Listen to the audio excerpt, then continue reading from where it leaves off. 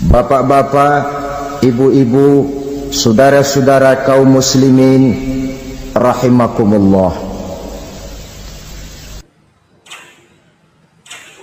Di dalam kehidupan kita sebagai seorang muslim, minimal 5 kali dalam sehari semalam kita mendengar seruan untuk mendirikan solat yang disebut azan. Ada kalimat menarik di dalam kalimat azan itu, yakni seruan hayya 'alal falah, marilah menuju kepada keberuntungan, marilah meraih kemenangan. Seruan ini adalah kecenderungan dari setiap manusia, apapun warna kulitnya. Artinya, setiap orang dalam hidup selalu ingin meraih dan mencari kemenangan. Kemenangan akan melahirkan kepuasan batin, dan kepuasan batin memberikan kebahagiaan. Sedangkan kekalahan melahirkan penderitaan batin, dan penderitaan batin menjerumuskan seseorang di dalam berbagai bentuk kerugian. Jikalau inilah seruan azan, maka masalahnya ialah apa yang menyebabkan kita meraih kemenangan. Al-Quranul Karim memberikan tuntunan dan ajaran kepada kita bahwa orang-orang yang memperoleh kemenangan itu tidak lain adalah orang-orang yang bertakwa. Hanyalah mereka yang bertakwa kepada Allah Subhanahu wa ta'ala pada akhirnya akan tampil sebagai pemenang. Lalu siapa orang yang bertakwa itu? Dijelaskan dalam awal-awal Al-Baqarah, orang yang bertakwa yang akan meraih kemenangan.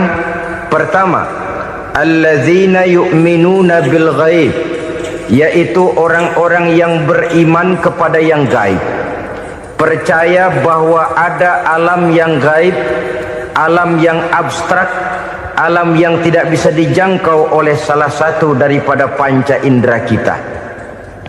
Mereka percaya dan beriman kepada adanya malaikat, beriman kepada adanya iblis dan jin, beriman kepada adanya alam kubur, beriman kepada adanya alam mahsyar, beriman kepada adanya alam akhirat, beriman kepada adanya surga dan neraka. Beriman bukan cuma sekedar beriman dalam ucapan bibir saja, tetapi beriman yang nilai iman itu mampu mewarnai gerak dan gaya hidupnya. Iman yang meresap sampai ke tulang sumsum, kemudian memberikan dampak positif di dalam kehidupan manusia. Alam, kita tahu, adalah sesuatu yang selain Allah, dan Allah bukanlah alam. Apapun namanya selain daripada Allah, itu adalah alam. Alam pada hakikatnya terbagi menjadi dua. Ada alam syahadah, alam nyata, alam konkret, alam yang bisa dijangkau oleh salah satu indera kita. Kemudian ada alam ghaib, alam yang tidak bisa dijangkau oleh panca indera kita, alam metafisika, alam abstrak, alam yang wajib kita imani keberadaannya. Kita percaya bahwa malaikat itu ada, kita percaya kepada jin, bahwa jin itu ada, kita percaya kepada adanya iblis dan setan. Bukan percaya kepada iblis dan setannya, percaya bahwa iblis dan setan itu ada. Itu termasuk salah satu daripada sifat orang yang bertakwa kepada Allah. Saudara-saudara kaum muslimin rahimakumullah, kecenderungan pembangunan yang lebih bersifat materialistis biasanya menggeser aspek kehidupan rohani. Orang berpikir empiri, dan dalam pola pikir yang demikian maka alam gaib tidak lagi mendapat perhatian. Aspek kehidupan yang bersifat rohaniah malah mulai ditinggalkan. Akibatnya terjadilah kepincangan di dalam kehidupan kita. Pernah ada satu pengalaman pribadi dalam perjalanan kembali ke tanah air. Dalam pesawat di sebelah kanan saya duduklah seorang Jerman, namanya Heiner Simonsen. Iseng saya ajak kenalan, saya ajak ngobrol, saya tanya dia. Saya bilang, Mas Heiner ini, kalau pesawat yang kita tumpangi ini jatuh ke bawah, kira-kira apa yang bakal terjadi, Mas? Dia bilang, kita semua akan mati. Begitu? Iya. Oke. Apa itu mati? Tanya saya. Dia bilang, untuk tahu apa itu mati, kita harus tahu lebih dahulu apa itu hidup. Saya pikir nih bule bisa ngomong juga. Baiklah kata saya. Apa hidup menurut Anda itu? Oh, hidup itu dia bilang, kalau seluruh anggota badan kita bekerja secara normal, paru-paru memompa darah secara normal, jantung berdetak secara normal, sel-sel tubuh bekerja secara fit, dan organisme tubuh hanya mau bekerja secara normal, dia bilang, kalau kita memberi makan yang cukup, menu yang teratur, dan gizi yang lengkap. Saya bilang, kesimpulannya apa, Ner? Dia jawab, hidup adalah dari tangan ke mulut. Life is from the hand to the mouth, kata dia. Hidup adalah dari tangan ke mulut. Jadi masalah hidup tidak lebih daripada masalah isi perut. Orang pergi pagi, pulang sore, peras keringat, banting tulang, perut yang dibelain. Saya bilang, you are wrong. Sampean salah, Ner. Kamu orang Islam bukan? Bukan. Pantas. Kenapa saya salah? Dia bilang, ya jelas salah. Salahnya di mana? Kamu ini manusia. Kalau hidup cuma dari tangan ke mulut, saya bilang, kambing di kampung saya juga begitu pikirannya, Ner.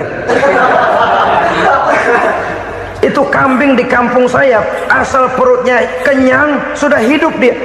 Perkara besok bagaimana, lusa prospeknya macam mana, bulan depan ada apa, kambing nggak pernah mikir. Di kampung saya kambing juga pikirannya begitu. Kamu Kristen ya? Tadinya. Loh kok tadinya, lalu apa sekarang kamu ini? Dia bilang, sekarang saya netral. Saya tidak beragama, tapi saya percaya kepada Tuhan sebagai pencipta alam. Saya ingat benar dia bilang, I haven't any religious, but I believe to God as the creator of the world. Kenapa bisa netral begitu, Ner? Habis saya bingung katanya. Islam bilang Islam baik, Kristen bilang Kristen baik, Hindu Buddha bilang Hindu Buddha baik, semua agama baik. Saya netral sekalian, nggak beragama. Yang penting saya percaya kepada Tuhan. Saya bilang, Ner, kamu ini kayak orang mau beli celana, lalu bingung. Yang satu bilang Levi's bagus, yang satu bilang Blue Jean hebat, yang satu bilang Wool England hebat. Celana ini hebat, celana itu bagus, celana ini hebat, semua celana bagus, kamu bingung. Akhirnya netral, tidak pakai celana. Itu juga salah. Saya pikir-pikir, kemudian saya melihat bahwa dua pola berpikir Heiner ini nampaknya sudah mulai menggejala di lingkungan masyarakat bangsa kita. Disadari atau tidak, secara jujur kita harus berkata, dua pola pemikiran Heiner ini mulai berkembang di tengah masyarakat bangsa kita. Pertama, pola pikir materialisme. Hidup adalah dari tangan ke mulut. Masalah hidup tidak lebih masalah isi perut. Itu yang perlu dibela, dan disitulah arti kehidupan. Pergi pagi, pulang sore, peras keringat, banting tulang untuk mempertahankan perut. Kalau sudah kemari cara orang berpikir, maka buat apa percaya kepada yang gaib?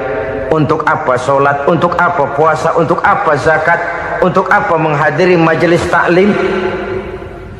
Tanpa kepercayaan kepada yang gaib, hidup berjalan menurut alur empiris dan materialis. Kalau sudah ke sana cara orang berpikir, biasanya orang lalu cenderung menghalalkan segala cara. Hanyalah orang yang percaya bahwa akhirat ada, hanyalah orang yang percaya bahwa alam kubur itu ada, hanyalah orang yang percaya bahwa malaikat itu ada, hidupnya akan lebih terarah dan terkendali. Karena kepercayaan kepada yang gaib, yang merupakan fase daripada kehidupan setelah hidup yang sekarang ini, mewarnai gerak pribadi seseorang di dalam dia melakukan kegiatan hidupnya. Pola berpikir materialisme, disadari atau tidak, mulai menggejala di lingkungan masyarakat bangsa kita. Hidup tidak lebih dari urusan tangan ke mulut, mulut ke tangan, tangan ke mulut. Asal perut sudah kenyang, hiduplah sudah. Perkara bagaimana prospek hari yang akan datang, bagaimana akhirat, tidak jadi persoalan. Ini yang oleh Nabi diperingatkan, ad-dunya sijnul mu'min wa jannatul kafir. Dunia adalah penjara bagi orang beriman dan surga bagi orang kafir. Dulu di zaman Belanda hadis ini pernah disalah tafsirkan, disalah artikan, digunakan sebagai senjata untuk mengkebiri dan membuat impoten umat Islam. Sudahlah umat Islam gak usah macam-macam, kata Belanda. Dunia ini kan penjara buat orang Islam, surga buat orang kafir. Di penjara jangan bertingkah.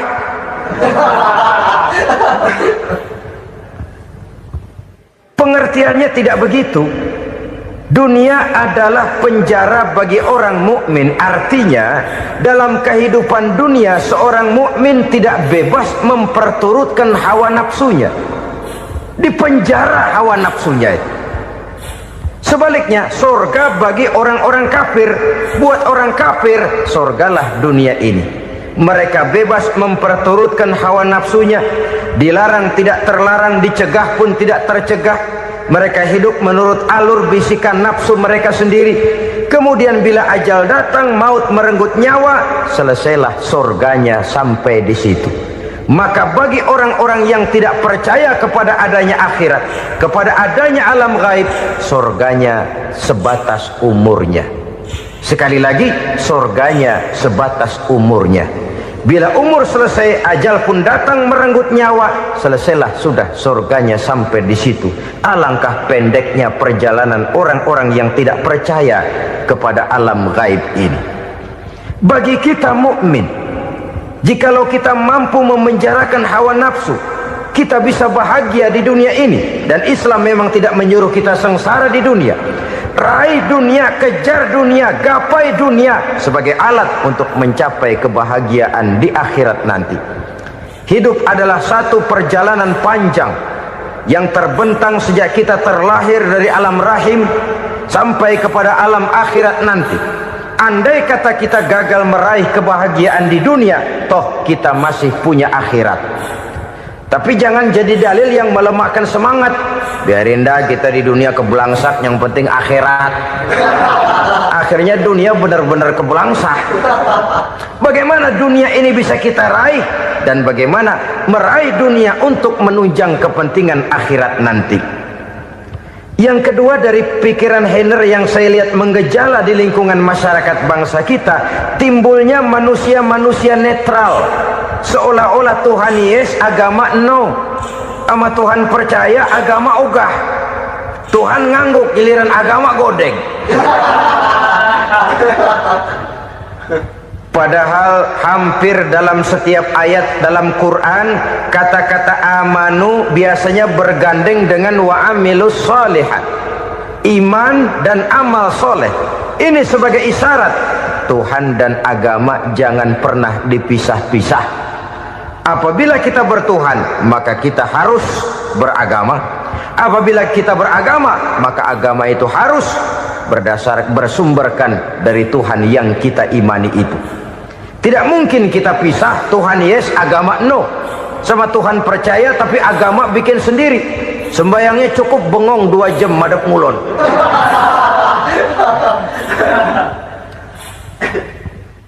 Saudara-saudara kaum muslimin rahimakumullah. Jadi dengan demikian, agama yang kita akui merupakan unsur mutlak di dalam pembangunan sekarang ini, merupakan bagian dari kehidupan yang menuntun kita bahwa di balik alam nyata ini, di balik alam syahadah ini ada alam gaib. Dan mudabbir, murabbi, yang mengatur, yang menguasai, yang memelihara, baik dia alam nyata, baik dia alam gaib, tidak lain adalah Allah Subhanahu wa ta'ala. Di sana ada satu super power, satu maha kekuatan yang kita perlu bersandar kepadanya. Sebagai makhluk nyata yang hidup di alam nyata, berbuatlah secara nyata sebagaimana harusnya kita berbuat. Karena Islam jelas bukan agamanya orang pemalas. Islam jelas bukan agamanya orang yang mengajarkan setelah selesai sholat boleh duduk, nggelenggem ayam-ayam, ndelohom, menghitung bintang di langit sambil menunggu keajaiban. Tidak. Islam adalah agama yang mengajarkan apabila sholat sudah selesai kamu kerjakan, bertebaranlah di permukaan bumi, cari karunia Tuhanmu. Jangan hidup berpangku tangan menunggu keajaiban, karena hidup bukan undian. Jangan berharap untung besar tanpa mau peras keringat.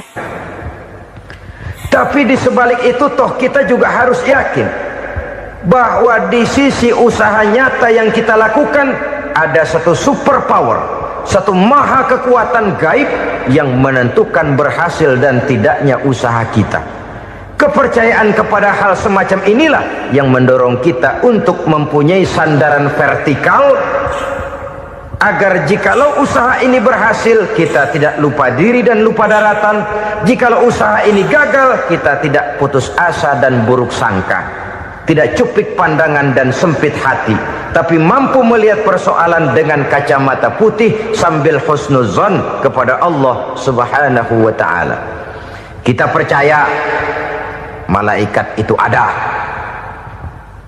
yang namanya Raqib dan Atid, mengawasi gerak hidup kita sampai kepada gerak hati kita. Ini memberikan sugesti agar kita berhati-hati, tidak sejengkal tanah pun kita bisa berlindung dari pengawasan Raqib dan Atid. Ada Munkar Nakir yang akan menyoal kita di alam kubur. Ada malaikat Malik, penjaga neraka. Ada malaikat Ridwan yang menjaga surga. Kita percaya kepada adanya jin, kita percaya kepada adanya setan, iblis. Percaya kepada adanya, bukan mempercayai si setan, si iblis lalu menjadikannya sebagai teman. Tidak. Percaya bahwa mereka itu ada dan merupakan makhluk Allah yang gaib, yang diciptakan Allah Azza wa Jalla. Kepercayaan kepada alam gaib memberikan motivasi terhadap gerak lahir manusia, sehingga dengan motivasi kepercayaan kepada yang gaib, gerak lahir jadi lebih terarah, jadi lebih terpelihara. Pernah seseorang bertanya, "Pak, apakah adanya akhirat bisa dibuktikan secara ilmiah?" Saya bilang tidak bisa, tidak bisa. Kenapa? Karena yang berangkat nggak pernah pulang kemari lagi. Kalau dia pulang kemari bisa kita tanya bagaimana enak di sono. Cuma secara moral saya katakan, lebih beruntung orang yang percaya kepada akhirat daripada yang tidak. Sekarang saudara percaya akhirat ada, lalu saudara baik-baik di dunia, sholat, puasa, zakat, menolong orang lain, menebarkan kebajikan. Saudara mati, andai kata akhirat tidak ada, toh dalam hidup saudara sudah berbuat baik, paling tidak nama saudara akan dikenang sebagai orang baik. Sebaliknya, saudara percaya, kata saya, bahwa akhirat tidak ada, lalu hidup semau-maunya, tenggelam dalam maksiat dan munkarat, menentang Allah, tidak mau ruku dan sujud, lalu saudara mati, kemudian akhirat ada, ayo mau apa? Bekal tidak punya. Jadi secara moral lebih beruntung orang yang percaya kepada adanya akhirat daripada yang tidak percaya. Dan itu alam gaib yang tidak bisa dibuktikan secara eksat. Jangankan untuk membuktikan seperti itu, dalam kehidupan sehari-hari saja yang kita rasakan tidak selalu berbentuk toh. Angin, bagaimana sih bentuknya angin? Kita tidak tahu. Merah, buktinya kalau dikerok merah. Yang merah itu kulit, yang kulit kita bukan anginnya. Sakit, rasa sakit itu ada, tapi bagaimana bentuk sakit kita nggak pernah tahu. Kalau kita makan cabai pedas, bagaimana bentuk pedas itu tidak ada, tapi rasa ada. Bentuk pedas hijau, cabenya bukan pedasnya. Tidak semua yang kita rasakan bisa kita gambarkan dalam bentuk yang konkret. Oleh karena itu, sekali lagi bahwa kepercayaan kepada alam yang gaib mampu memberikan satu sugesti yang menata kehidupan seseorang lebih lurus, lebih terarah, dan lebih terkendali. Maka wajar kalau kepercayaan kepada yang gaib mengantarkan seseorang untuk meraih kemenangan. Kenapa? Dia percaya kepada yang gaib, bahwa akhirat ada, bahwa alam kubur ada, bahwa pertanggungan jawab itu ada. Maka dia lalu tidak hidup saenae udele dewe, itu loh. Tidak hidup menurut seleranya sendiri, terarah, teratur. Ini cirinya yang pertama. Orang bertakwa yang akan meraih kemenangan, mereka beriman, mereka percaya kepada yang gaib. Bahkan hal-hal konkret saja selalu berangkat dari yang gaib. Saudara-saudara, para remaja, para pemuda sekarang ini tidak pernah tahu toh siapa yang akan jadi teman hidup saudara. Kita bisa saja ngerancang, mentargetkan, tapi toh akhirnya yang namanya jodoh bukan kekuasaan kita. Rezeki di luar kemampuan kita. Begitu juga ajal, maut, jodoh, ajal adalah contoh-contoh konkret bahwa pada akhirnya yang gaiblah yang menentukan. Bertahun-tahun ngelancong, emang jodoh seret, nggak jadi.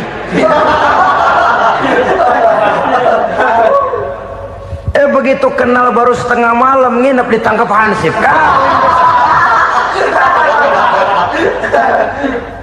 Hal-hal semacam itu kadang-kadang kita berpikir suuzon, gilet, perempuannya cakep banget, lakinya rebek amat. Memang begitulah jodohnya. Memang begitulah jodohnya.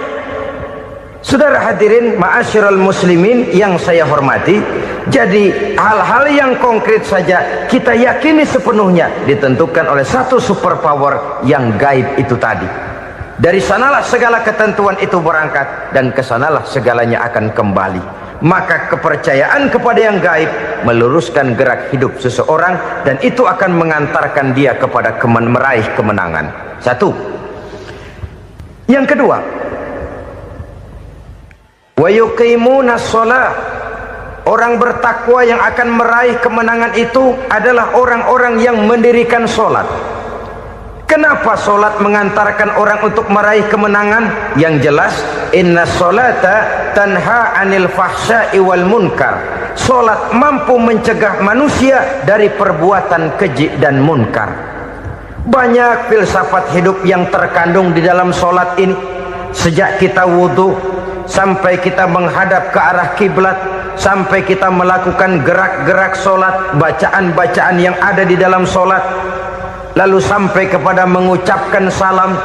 Banyak filsafat hidup yang terkandung di dalam sholat.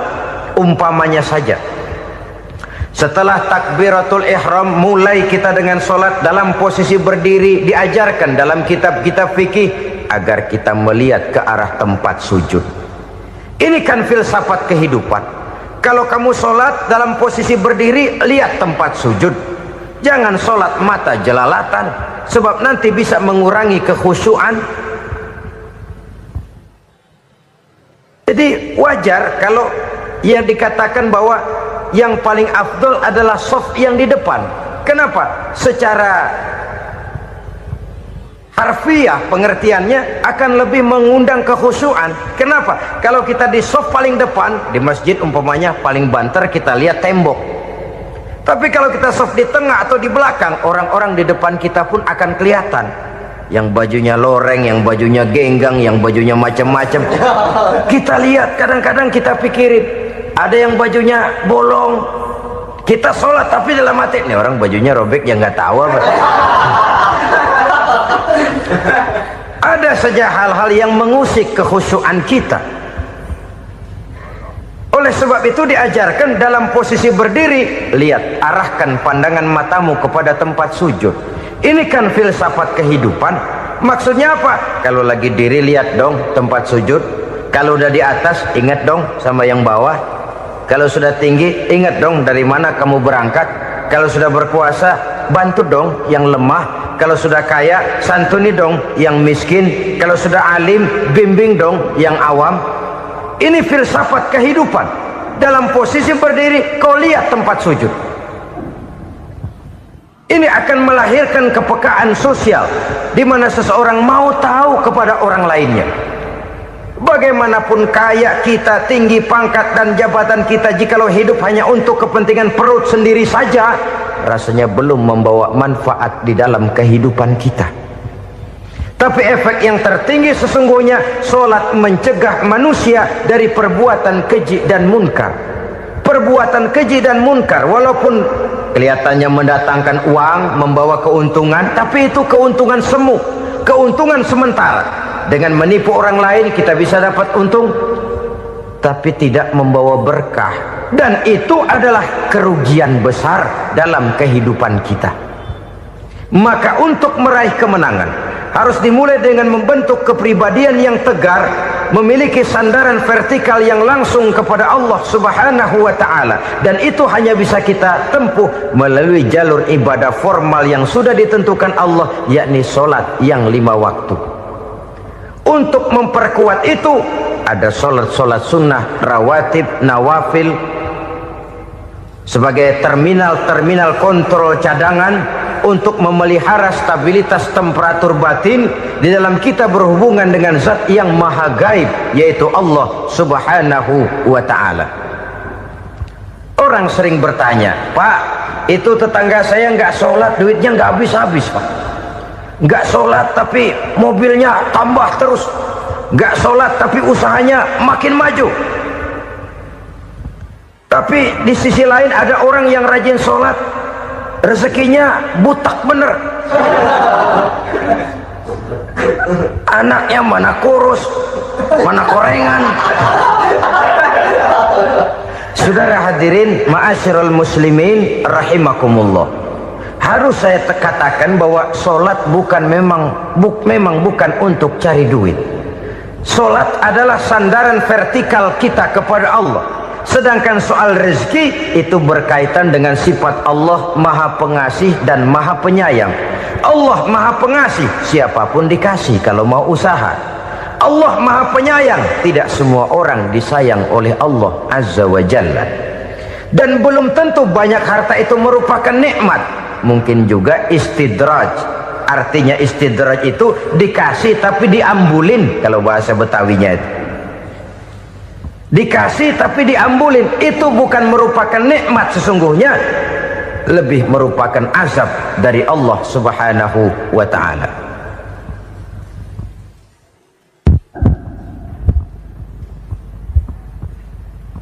Agama mempunyai sistem solat, dan kita umat Islam telah dituntun oleh Allah Subhanahu wa ta'ala yang wajibnya 5 kali dalam sehari semalam mendirikan solat, dan itu tentu berada dalam jangkauan kemampuan manusia.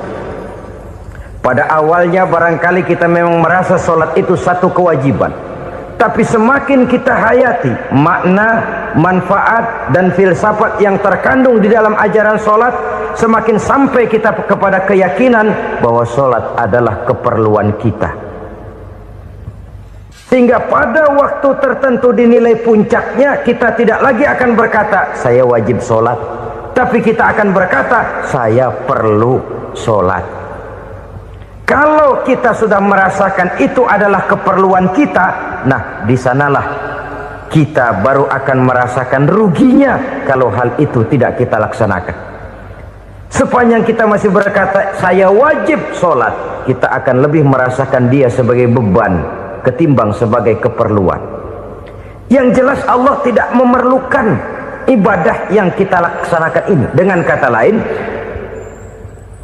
andai kata satu dunia penuh ini orang tidak ada yang sholat satu pun, Allah tidak akan turun dari jabatan Tuhan. Jangan lalu berpikir kalau kita ngambek se-RW kagak sembahyang Tuhan tekor kali ini ya. Tentu tidak. Itu perlunya kita, bukan perlunya Allah. Dan pada induknya kita akan berkata, saya perlu agama. Kalau secara induk kita sudah memerlukan agama, maka konsep-konsep yang ada di dalam ajaran agama itu pun adalah juga merupakan keperluan kita. Baik dia bernama sholat, baik dia bernama puasa, baik dia bernama zakat, baik dia bernama haji, seluruhnya adalah keperluan kita.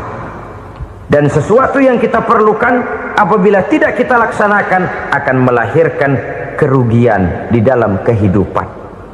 Jangan heran kalau kita membaca riwayat perjalanan hidup para salafus soleh, orang-orang soleh. Ada yang tahajud sampai 100 rakaat, ada yang sholat malam kakinya sampai bengkak.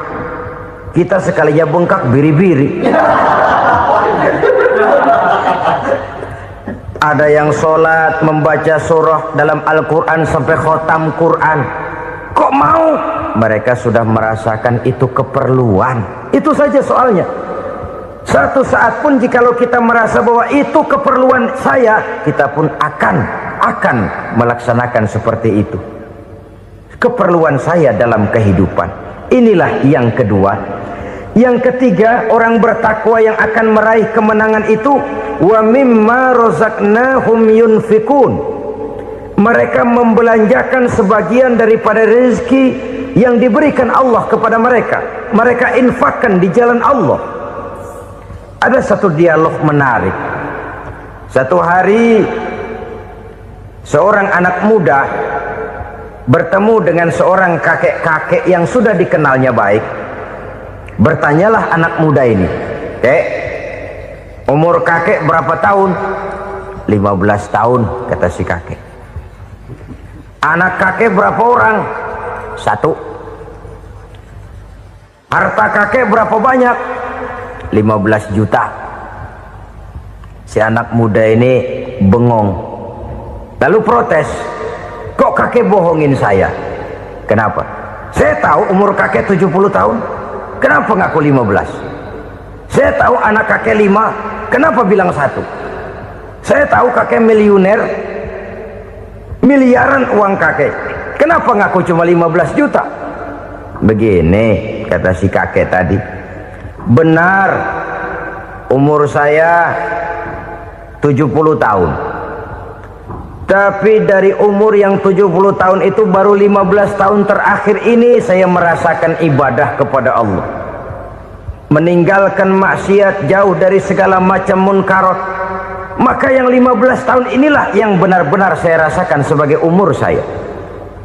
Benar anak saya 5, tapi yang 4 susah diatur. Cuman 1 rasanya nih yang bakal jadi si buah hati, belahan jantung, pelanjut cerita penerus sejarah. Cuma 1 ini yang saya harapkan, yang akan jadi anak soleh, yang akan membuat saya menerima pensiunan pahala. Kalau yang 4 apek dah, nggak ada harapan. Yang 1 nyekek botol melulu. Oh begitu, iya. Lalu kenapa kakek bilang harta kakek cuma 15 juta padahal saya tahu kakek uangnya miliaran, depositonya banyak? Ya karena 15 juta itulah yang saya ingat yang pernah saya belanjakan di jalan Allah. Saya merasa itulah harta saya yang sebenarnya. Yang miliaran yang saya simpan di bank kelak, kalau saya satu saat saya mati, akan jadi rebutan di antara anak-anak saya. Iya kalau anak saya soleh kayak yang 1 ini. Kalau yang 4 tadi udah tulen dia bakal berantem dah berebut tuh. Jadi 15 juta yang saya belanjakan di jalan Allah inilah yang saya merasakan benar-benar harta saya yang sesungguhnya. Dialog ini patut menjadi bahan renungan kita bersama. Diberikan kita umur 40, 50, 60, 70, 80. Berapa tahun dari umur yang diberikan itu yang jalan mulus, yang kita gunakan untuk melaksanakan ibadah? Banyak harta kita simpan di bank, di lemari, di dompet, di tas. Tapi berapa yang sudah kita depositokan di jalan Allah yang akan menemani kita di hari kita kembali nanti? Maka orang bertakwa yang akan meraih kemenangan, wa mimma razaqnahum yunfikun. Mereka membelanjakan sebagian dari rezeki yang diberikan Allah di jalan Allah subhanahu wa ta'ala. Ma'asyiral muslimin rahimakumullah, zahirnya memang kita memberikan kepada orang lain, tapi hakikatnya kita menyimpan untuk diri kita sendiri. Kita memberikan kepada yatim piatu 25.000, zahirnya kita memberikan si yatim, hakikatnya kan kita cuma nyimpan. Saya berikan, titip kepadamu, ini untuk saya di akhirat. Kau boleh belikan baju, kau boleh belikan untukmu makan, kau boleh bayarkan sekolahmu, ini untuk saya. Hakikatnya kita nyumbang masjid 1 juta, zahirnya kita berikan kepada panitia masjid, tapi hakikatnya kan cuma titip 1 juta ya, untuk saya di alam kubur nanti. Silahkan kau boleh belikan semen, ini uang, belikan besi, belikan pasir, saya cuma sekedar titip untuk kepentingan saya. Hakikatnya kita cuma sekedar menitip. Sebagaimanapun pada hakikatnya, apapun yang kita miliki dalam kehidupan kan cuma sekedar hak guna pakai, bukan hak milik mutlak. Harta kita, rumah kita, kendaraan kita, kebun kita, pabrik kita, hak guna pakai saja. Hak milik mutlak cuma untuk Allah subhanahu wa ta'ala. Saudara-saudara kaum muslimin rahimakumullah, ini yang ketiga. Kemudian yang keempat, orang-orang bertakwa yang akan meraih kemenangan,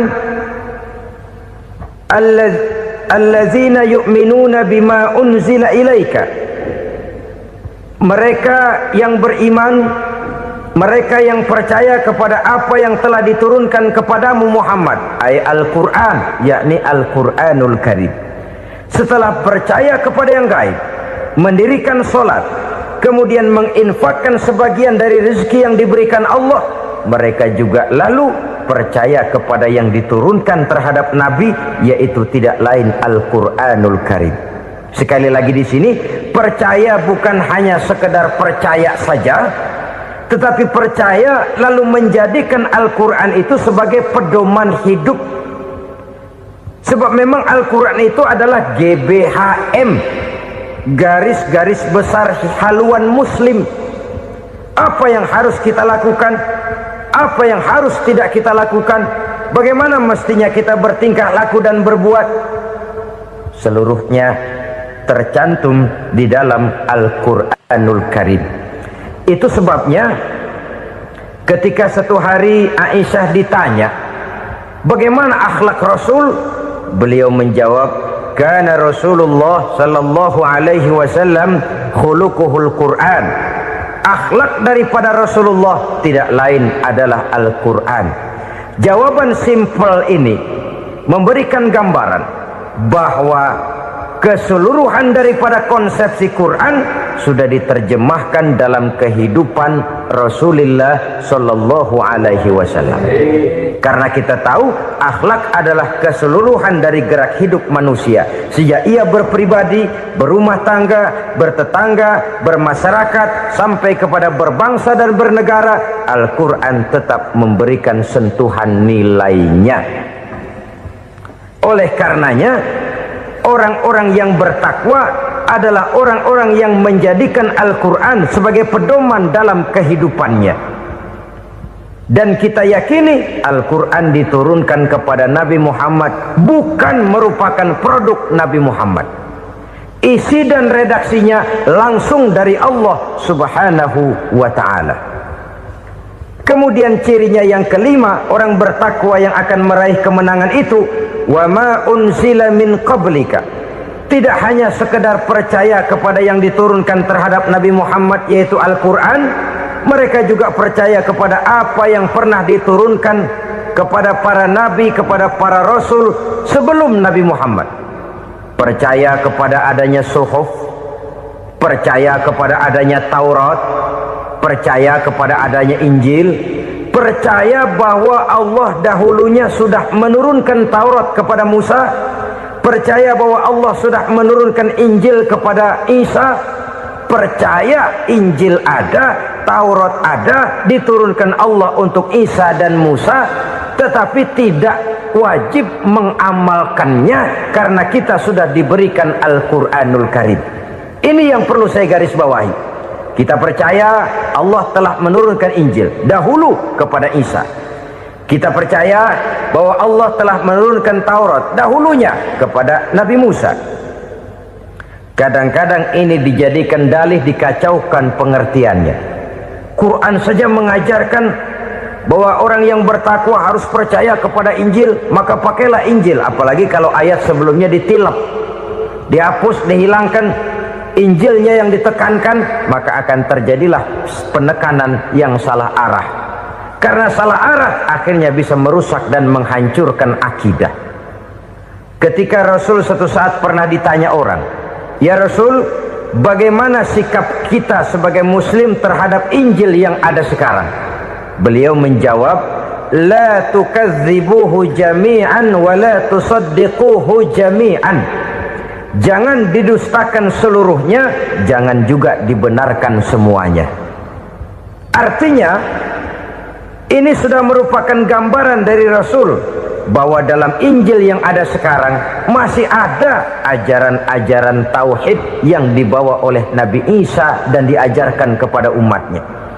Tapi juga dalam Injil yang sekarang ini sudah terkena intervensi dan investasi manusiawi.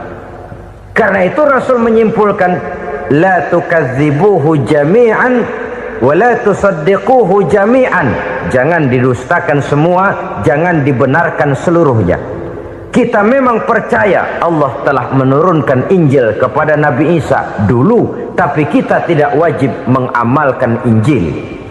Kita percaya Allah telah menurunkan Taurat kepada Nabi Musa, tapi kita tidak wajib mengamalkan kitab ajaran Taurat. Yang wajib kita percayai dan kita amalkan hanyalah Al-Quranul Karim.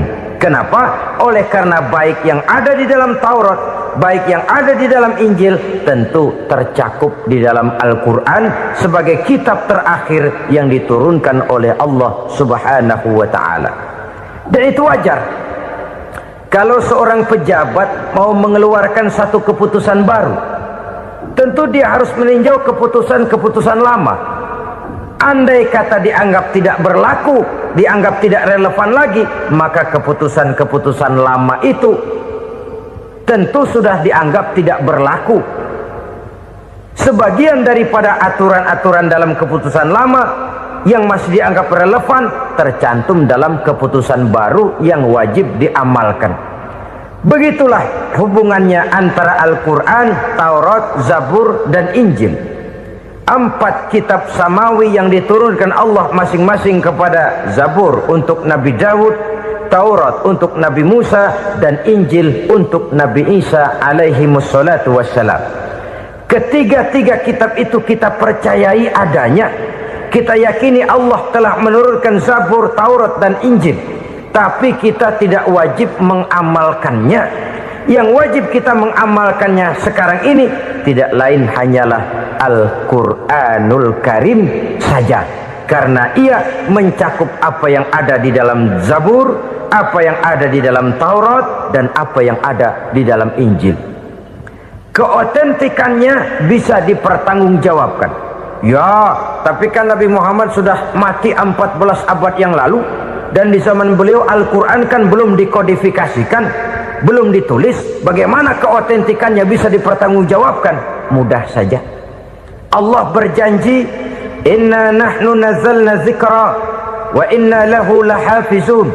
Kami yang menurunkan Al-Quran dan kami yang akan menjaga dan memeliharanya. Allah turunkan Quran, Allah menjaganya.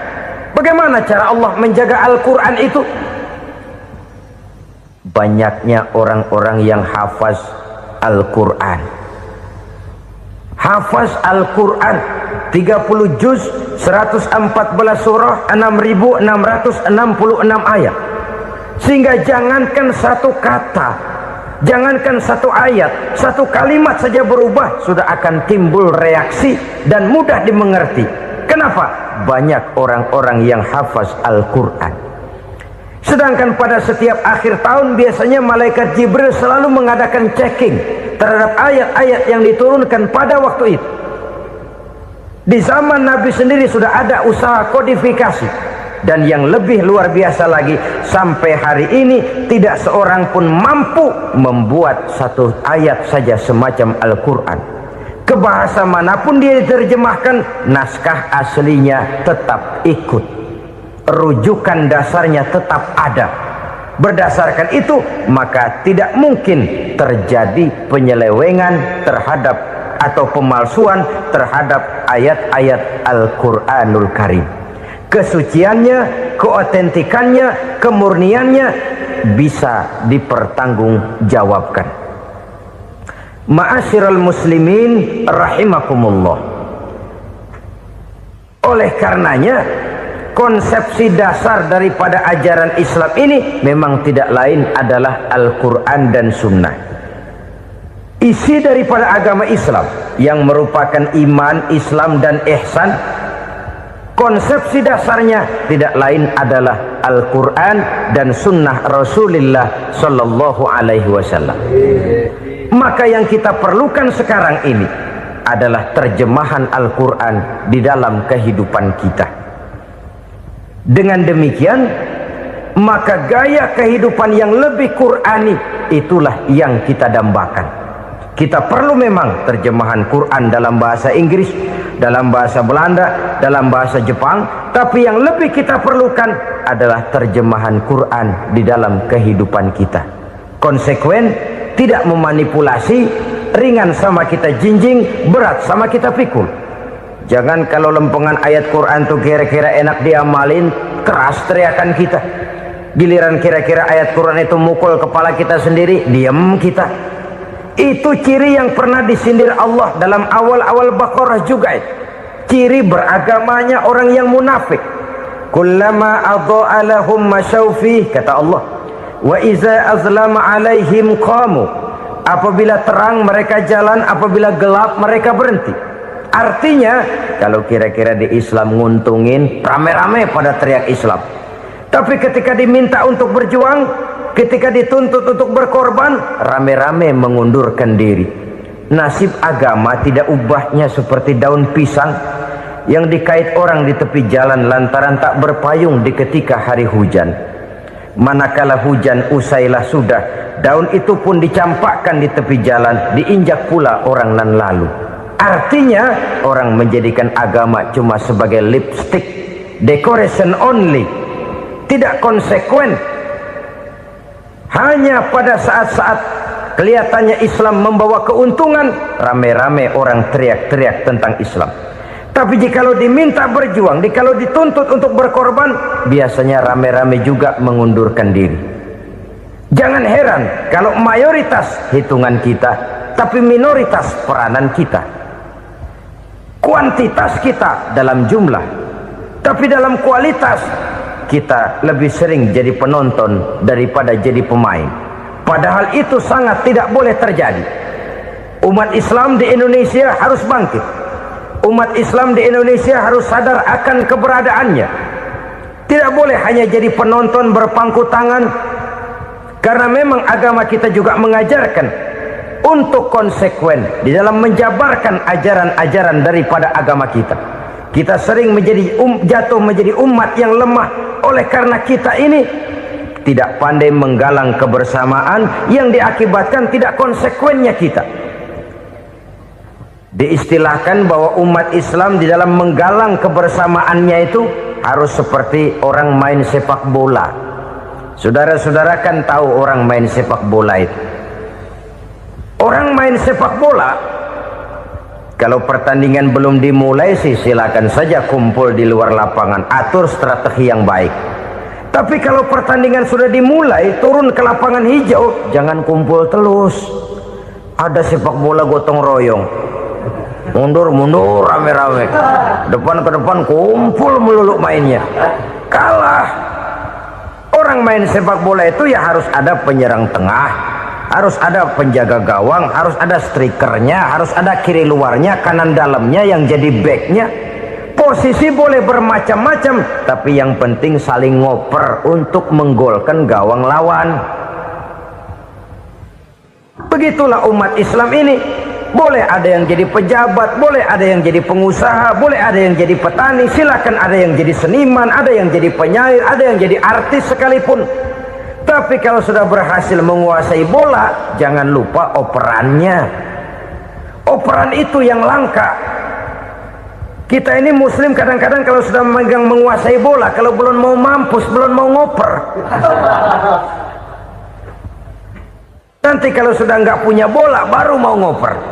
Kalau sudah dengar-dengar mau dekat pensiun, baru mau jihad, baru mau berjuang, baru mau ngurus pesantren. Tanda tangan sudah tidak laku, memo sudah tidak dihargai, baru mau berjuang.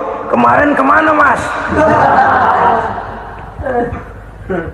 Kita tidak pandai memanfaatkan posisi. Dengan kata lain, kalau kembali kepada persoalan kita, konsekuensi kita terhadap agama yang kita anut ini belum ideal. Kita masih lebih sering berislam ini pada saat-saat yang menurut perhitungan kita membawa keuntungan. Tapi kalau diminta berjuang, dituntut berkorban, yang itu pun hakikatnya adalah untuk kepentingan kita juga. Allah tidak pernah menuntut kita untuk jihad bagi kepentingan Allah, itu tidak. Berjuang menegakkan agama Allah, apakah untuk kepentingan Allah? Tidak. Untuk kepentingan kita.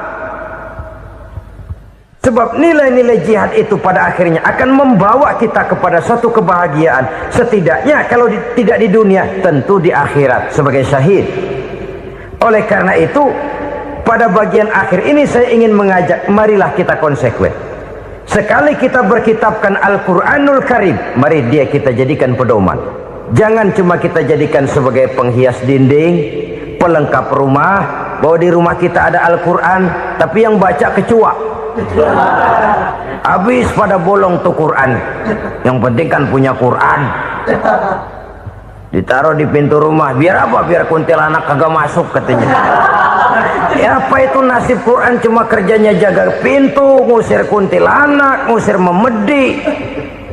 Bagaimana kita hidup menurut tuntunan Al-Quran? Kadang-kadang tidak pernah menjadi masalah bagi kita. Maka bagaimanakah Al-Quran akan mungkin membawa keberkahan dalam hidup kalau ajarannya kita injak-injak dalam keseharian kita? Mewujudkan gaya hidup yang lebih Qurani, itulah yang akan kita rintis di dalam kehidupan kita, bertahap, step by step, menurut kemampuan yang ada pada kita. Jika jalan ini tidak bisa kita selesaikan, percayalah akan ada generasi penerus yang akan melanjutkan usaha dan cita-cita mulia itu. Jadi percaya kepada Taurat, percaya kepada Injil, sekadar percaya Allah dahulunya sudah menurunkan itu, tapi kita tidak wajib mengamalkannya. Kenapa? Generasi Injil masa berlakunya sudah kedaluarsa. Taurat masa berlakunya sudah kedaluarsa. Injil pernah berlaku untuk orang Nasrani di zaman Nabi Isa. Taurat pernah berlaku untuk orang Yahudi di zaman Nabi Musa. Setelah generasinya berlalu, datang Rasul penutup yang membawa Al-Quranul Karim. Maka Al-Quran itulah yang berlaku menjadi pedoman sampai hari akhir nanti.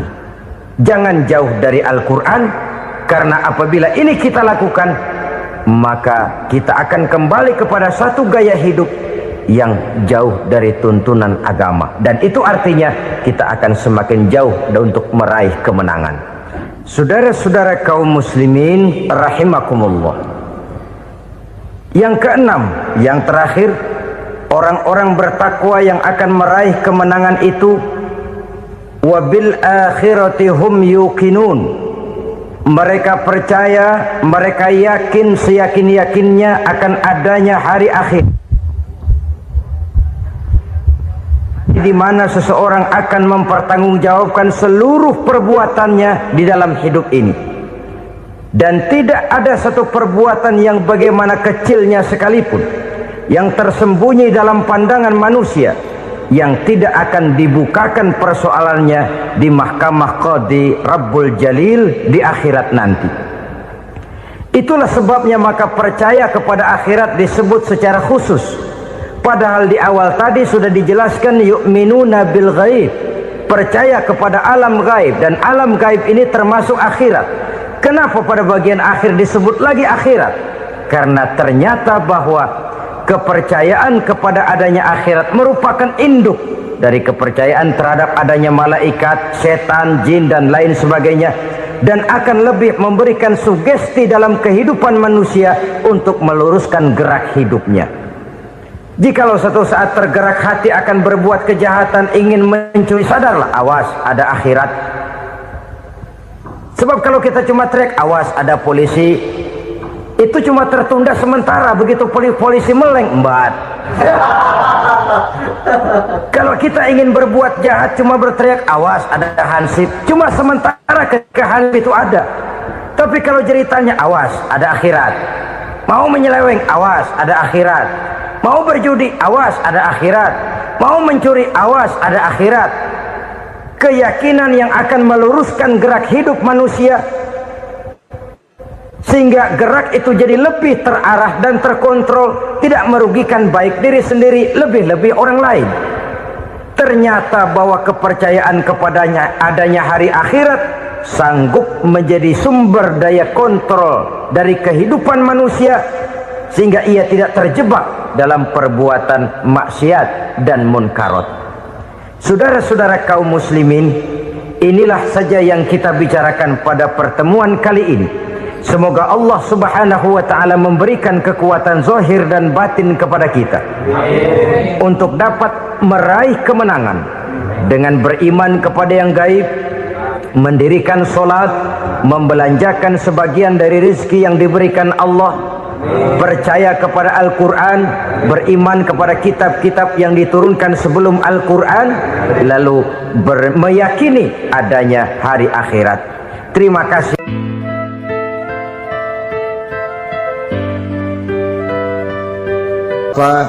Ibu-ibu, saudara-saudara kaum muslimin rahimakumullah, kita menyaksikan peristiwa-peristiwa yang memilukan dan memalukan.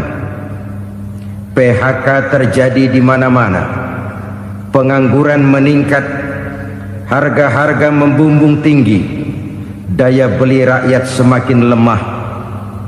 Sementara di bidang politik, kejadian-kejadian memberikan indikasi bahwa persatuan dan kesatuan kita sebagai bangsa dewasa ini tengah berada dalam ujian yang berat.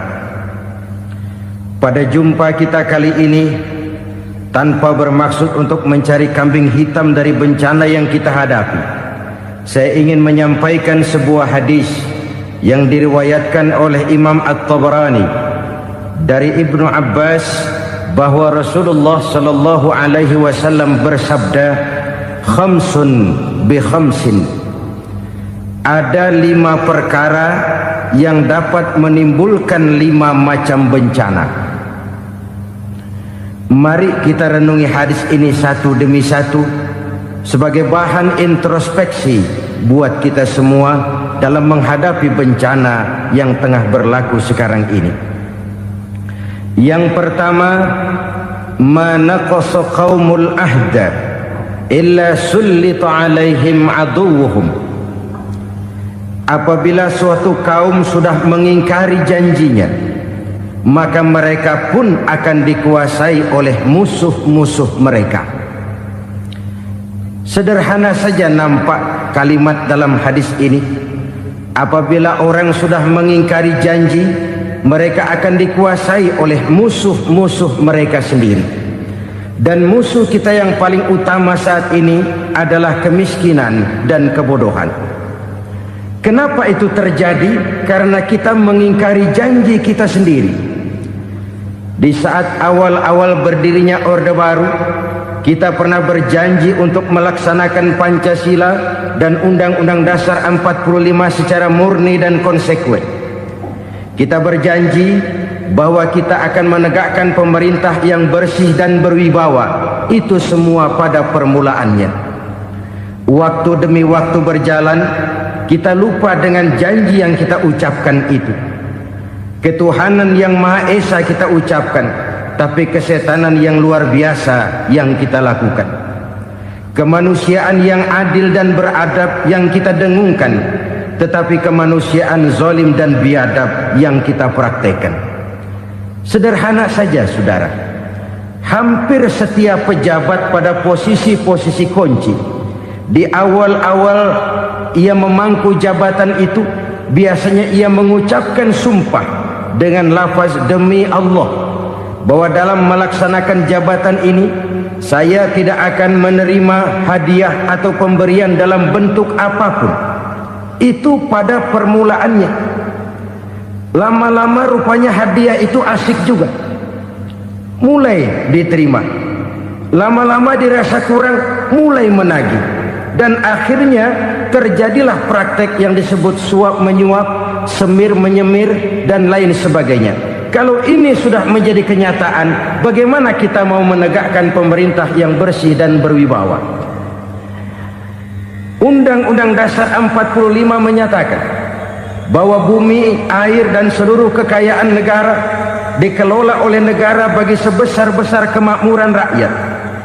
Yang terjadi adalah bahwa kita merasa mewakili rakyat untuk menikmati harta dan kekayaan negara, sehingga rakyat banyak tidak bisa ikut menikmatinya.